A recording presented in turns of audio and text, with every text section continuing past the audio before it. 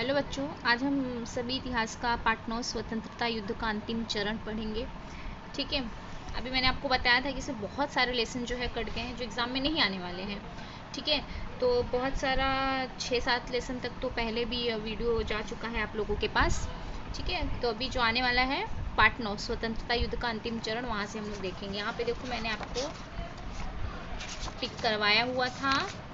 ठीक है। तो इसमें पहला पार्ट, दूसरा पार्ट आएगा और उसके बाद पार्ट 9, पार्ट 10 और पार्ट 11। ठीक है, समझ में आ रहा है ना। तो हमने यहाँ पे पार्ट 5-6 तक देखा था, तो ये लेसन नहीं आने वाले हैं, तो इसलिए हम इसको नहीं पढ़ेंगे। ठीक है। जो आने वाला लेसन है हम उसी के बारे में देखेंगे। तो हम पार्ट 9 स्वतंत्रता युद्ध का अंतिम चरण, इसके बारे में देखेंगे। ठीक है। और आप लोगों को ये भी काम करना है कि आप घर पे बैठे हैं, आप पूरा जो किताब है, सारा जो पार्ट है, आप उसको पढ़ते चलो, क्योंकि जब तक आप पिछला नहीं पढ़ेंगे तो आपको आगे का नहीं समझ में आएगा। ठीक है ना। अभी जो एग्ज़ाम में आने वाला है हम वही पढ़ाएंगे, और आप जो भी आपका लेसन बचता है तो आपको पढ़ना है, पढ़ के समझ में आ ही जाता है। ठीक है ना बच्चों। चलो स्टार्ट करते हैं स्वतंत्रता युद्ध का अंतिम चरण। देखो,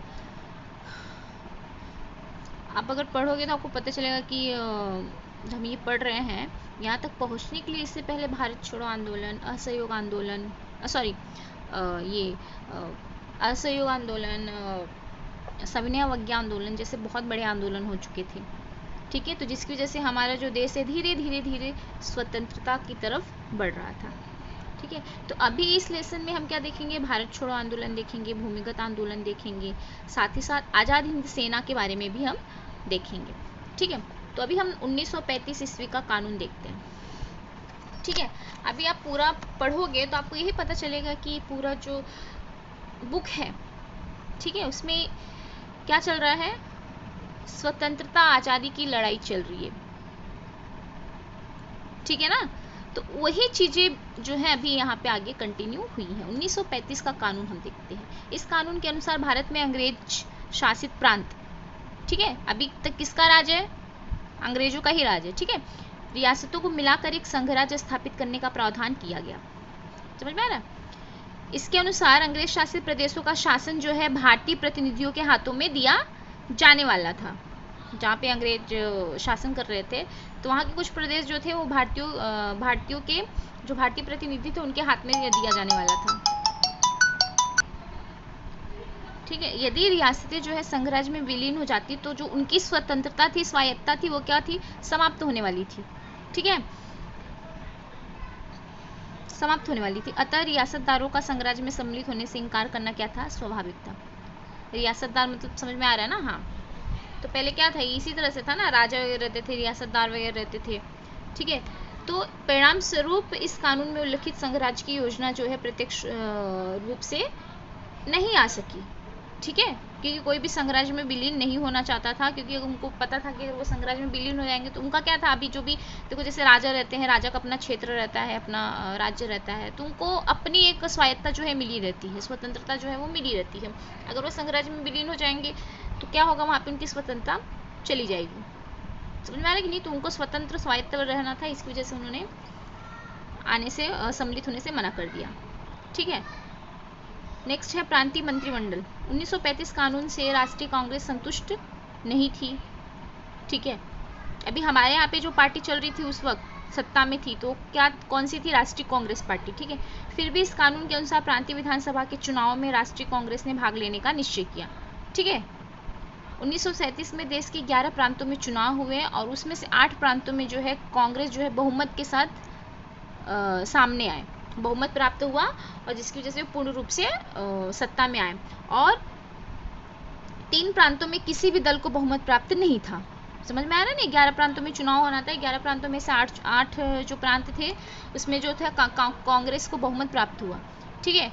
और बाकी जो 3 प्रांत थे उसमें किसी भी दल को बहुमत प्राप्त नहीं हुआ, जिसकी वजह से वहाँ पे मिली जुली सरकार बनाई गई। समझ में आ रहा है ना? आपको मैंने उसमें बताया था ना किस तरह से मिली जुली सरकार बनती है अगर कोई भी सत्ता बहुमत में नहीं आती है तो, नागशास्त्र में। राष्ट्रीय कांग्रेस के मंत्रिमंडलों ने राजनीतिक बंदियों की कारावास से रिहाई करना, उद्योन्मुखी शिक्षा का प्रारंभ करना, दलित समाज के सुधार हेतु उपाय योजना करना, शराबबंदी, किसानों के लिए ऋण निवारण कानून जैसे लोक कल्याणकारी कार्य जो है राष्ट्रीय कांग्रेस के मंत्रियों ने किए। समझ में आ रहा है ना कैसे किए, क्योंकि वो कहाँ पे आए, सत्ता में आए। ठीक है, अभी क्या है यहाँ पे, क्रिप्स योजना। द्वितीय विश्व युद्ध में इंग्लैंड ने जापान के विरोध में अमेरिका का पक्ष लिया था। आप पिछला पढ़ोगे तो आपको वहाँ पे पता चलेगा। इंग्लैंड ने जापान के विरोध में किसका पक्ष लिया था, अमेरिका, यानी कि इंग्लैंड किसके साथ था, अमेरिका के साथ था। समझ में आ रहा है कि नहीं। तो जापानी सेनाएं भारत की पूर्वी सीमा के निकट आ पहुंची। कौन सी सेना, जापानी सेना। समझ में आ रहा है कि नहीं।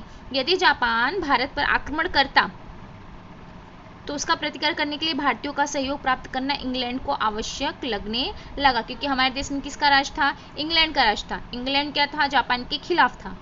समझ में आ रहा है कि नहीं। अगर जापानी सेना भारत की पूर्वी सीमा के निकट पहुंच के अगर वहां पे आक्रमण करता है भारत पर, भारत पे किसका राज था, इंग्लैंड का ही राज था, तो वहां पे भारतीयों का सहयोग प्राप्त करना इंग्लैंड के लिए बहुत ही ज्यादा आवश्यक लगने लगा, है ना। बिना भारतीयों के वहां पे जीत पाना बहुत ही मुश्किल था। इसलिए इंग्लैंड के प्रधानमंत्री विंस्टन चर्चिल ने स्टैफोर्ड क्रिप्स को भारत भेजा। ये क्या नाम है, स्टैफोर्ड क्रिप्स, क्रिप्स योजना, यानी स्टैफोर्ड क्रिप्स को भारत भेजा, उनके नाम से योजना बनी। और क्या था, मार्च 1942 में उन्होंने भारत के विषय में एक योजना भारतीयों के सामने रखी, परंतु इस योजना से किसी भी राजनीतिक दल को संतुष्टि नहीं हुई। समझ में आ रहा है। इस योजना में पूर्ण स्वाधीनता की भी मांग का स्पष्ट रूप से उल्लेख नहीं था। अतः राष्ट्रीय कांग्रेस ने इस योजना को क्या कर दिया, निरस्त कर दिया, अमान्य कर दिया। समझ में आ रहा है कि नहीं। और क्रिप्स की इस योजना में पाकिस्तान की निर्मित का समावेश नहीं था। परिणामतः मुस्लिम लीग ने भी इस योजना को क्या किया, ठुकरा दिया, जिसकी वजह से जो क्रिप्स योजना थी वहां पे फेल हो गई। समझ में आ रहा है ना। भारतीयों का साथ पाने के लिए वहां पे उन्होंने स्टैफोर्ड क्रिप्स को भारत भेजा। प्रधानमंत्री इंग्लैंड के उन्होंने प्रस्ताव रखा। प्रस्ताव किसी भी राजनीतिक दल पार्टी जो थी उससे सहमत नहीं थी, और जिसकी वजह से वहां पे इस योजना को निरस्त कर दिया। ठीक है बच्चों। द्वितीय विश्व युद्ध और राष्ट्रीय कांग्रेस। नेक्स्ट है द्वितीय विश्व युद्ध और राष्ट्रीय कांग्रेस। 1939 में यूरोप में द्वितीय विश्व युद्ध प्रारंभ हुआ। तत्कालीन वायसराय लॉर्ड लिलिंथको ने घोषणा की कि भारत इंग्लैंड की ओर से युद्ध में सम्मिलित हुआ है। ठीक है, वायसराय यानी मतलब एक अधिकारी। समझ में आ रहा है कि नहीं, मतलब किसी भी प्रांत या फिर किसी देश पर उसका वो टाइम पे क्या था, मतलब अपना रूल चलाता था, शासन चलाता था, मतलब वो जो था उसके अंडर में रहता था। समझ में आ रहा है कि नहीं। अभी तो ये पदवी है नहीं, उस टाइम पे थी, तो कैसा ये चेंज भी होते रहते थे। इंग्लैंड ने यह भी दावा किया कि इंग्लैंड यूरोप में लोकतंत्र की रक्षा करने हेतु युद्ध कर रहा है। ठीक है, और तब राष्ट्रीय कांग्रेस ने यह मांग की कि यदि इंग्लैंड का यह दावा सत्य है तो इंग्लैंड भारत को तुरंत स्वतंत्रता प्रदान करे। लेकिन इंग्लैंड ने यह मांग को इनकार कर दिया, और जिसकी वजह से नवंबर 1939 में राष्ट्रीय कांग्रेस के प्रांतीय मंत्रिमंडलों ने त्यागपत्र दे दिया। समझ में आई आपको बात कि द्वितीय विश्व युद्ध और राष्ट्रीय कांग्रेस का क्या हुआ कि यहाँ पे ये वहाँ के जो वायसरॉय थे उन्होंने क्या बोला कि भारत जो है इंग्लैंड की ओर से युद्ध में सम्मिलित हुआ है, लेकिन ऐसा था नहीं। और फिर वहाँ पे राष्ट्रीय कांग्रेस ने बोला अगर यही बात सच है तो फिर इंग्लैंड हमें तुरंत स्वतंत्रता प्रदान करे, लेकिन इंग्लैंड ने ये बात को मानने से इनकार कर दिया, और बाद में राष्ट्रीय कांग्रेस ने प्रांतीय मंत्रिमंडल से त्यागपत्र दे दिया। नेक्स्ट है भारत छोड़ो आंदोलन। क्रिप्स योजना के पश्चात राष्ट्रीय कांग्रेस ने स्वतंत्रता प्राप्ति हेतु प्रखर आंदोलन चलाने का संकल्प किया। ठीक है, 14 जुलाई 1942 को वर्धा में राष्ट्रीय कांग्रेस की कार्यकारिणी ने भारत में ब्रिटिश सत्ता को शीघ्र समाप्त कर भारत को स्वाधीनता देने की मांग करने वाला प्रस्ताव पारित किया। समझ में आ रहा है ना बच्चों कि अभी क्या होना है, हमें अंग्रेजों से मुक्त होना है, अंग्रेजों से फ्री होना है।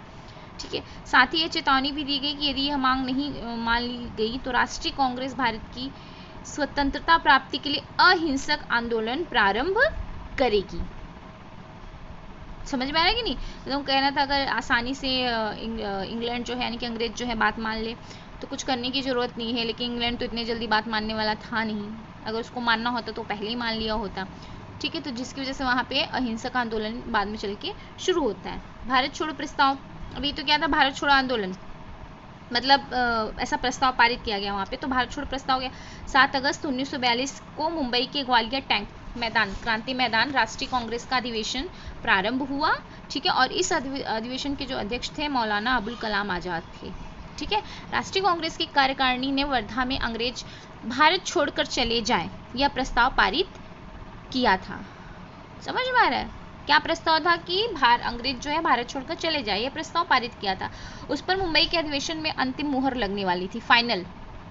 ठीक है, 8 अगस्त को पंडित जवाहरलाल नेहरू ने भारत छोड़ो का प्रस्ताव रखा और यह जो प्रस्ताव है प्रचंड बहुमत से पारित हुआ और गांधी जी के नेतृत्व में देशव्यापी अहिंसक आंदोलन करने का भी निर्णय लिया गया। गांधी जी के नेतृत्व में गांधी जी ने कहा, क्या कहा उन्होंने भी ध्यान से सुनिएगा, इसी क्षण से प्रत्येक स्त्री पुरुष यह मान ले कि वह स्वतंत्र हुआ है और स्वतंत्र भारत के नागरिक के रूप में व्यवहार करे। हम भारत को स्वतंत्र करेंगे अथवा ऐसे भागीरथ प्रयास करते हुए मर तो भी जाएंगे। यानी कि गांधी जी ने जनता से करेंगे या मरेंगे इस भावना से बलिदान देने के लिए तैयार रहने हेतु स्फूर्तिदायी आह्वान किया। समझ में आया ना कि भी यहाँ पे भारत छोड़ो प्रस्ताव पारित हो गया और गांधी जी के नेतृत्व में अहिंसक आंदोलन की शुरुआत हुई। ठीक है, अब यहाँ पे जन आंदोलन प्रारंभ हुआ। ठीक है, राष्ट्रीय कांग्रेस के प्रमुख नेताओं को बंदी बनाए जाने का समाचार पूरे देश में फैल गया। क्रोधित जनता ने स्थान स्थान पर जुलूस निकाले, पुलिस ने लोगों पर लाठियां चलाई, गोलीबारी की, फिर भी लोग भयभीत नहीं हुए। ब्रिटिश सरकार की दमन नीति का प्रतीक बने कारावासों, पुलिस थाने, रेल स्थानक आदि स्थानों पर आंदोलकों ने हमले किए। ठीक है, दमन नीति यानी कि दबाव नीति, जबरदस्ती। समझ में आ रहा है? किसी को भी उठा के जेल में डाल देना, कारावास में डाल देना। समझ में आ रहा है कि नहीं? ये जो ब्रिटिश सरकार है वो दमन नीति का ज़्यादा ही इस्तेमाल करती थी। ठीक है, लेकिन फिर भी लोग भयभीत नहीं हुए और उन्होंने पूरे जोश के साथ जो है इस आंदोलन में भाग लिया। सरकारी कार्यालयों को अपने अधिकार में कर लेने के प्रयास हुए। महाराष्ट्र में चिमू, राष्ट्रीय, आवली, महाड़, गारगोटी आदि अनेक गांवों में बच्चों से लेकर बूढ़ों ने बहुत ही जीवटता और अपूर्व धैर्य के साथ संघर्ष किया, जो कि उनका संघर्ष बहुत ही अविस्मरणीय रहा। समझ में आ रहा है कि नहीं?